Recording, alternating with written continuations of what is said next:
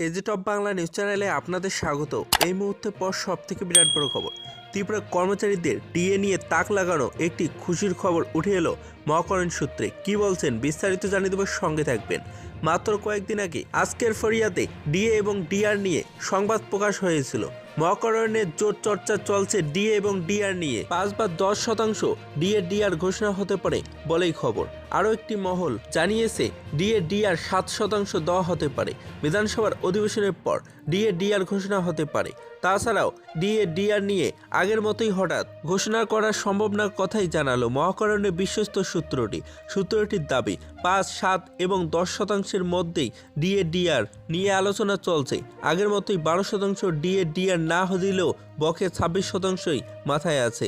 এবং তাছাড়া কেন্দ্রীয় সরকারের কর্মচারীদের সঙ্গে রাজ্য সরকারের কর্মচারীদের ব্যবধান গুছিয়ে আনার আলোচনাও চলছে। সরকার ঘনিষ্ঠ কর্মচারী সংগঠনের নেতৃত্বরাও সরকারকে বারবার বোঝানোর চেষ্টা করছেন রাজ্যের কর্মচারীদের ডিএ ডিআর মিটিয়ে দেওয়ার জন্য। তাছাড়া কর্মচারীদের একটা বিরাট অংশ সরকারের সিদ্ধান্তে নিয়ে ধোঁয়াশা রয়েছেন। মহাকরণ সূত্রে খুব শীঘ্রই ডিএ ডিআর ঘোষণা হতে পারে রাজ্যের কর্মচারীদের জন্য।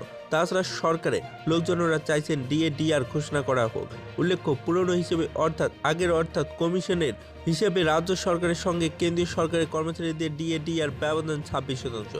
তাছাড়া রাজ্যের কর্মচারীদের অনেক পাওনা করে হিসেব আছে। এইসব বিষয় নিয়েই বহুবার আলোচনায় উঠে এসেছে। তাছাড়া সর্বোচ্চ ফিটমেন্ট ফ্যাক্টর নিয়েও বহুবার সরকারের সঙ্গে আলোচনা করছেন কর্মচারী সংগঠনের নেতৃত্বরা।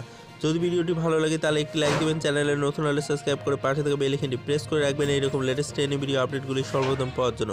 বিয়ে রিপোর্ট, এজি টপ বাংলা।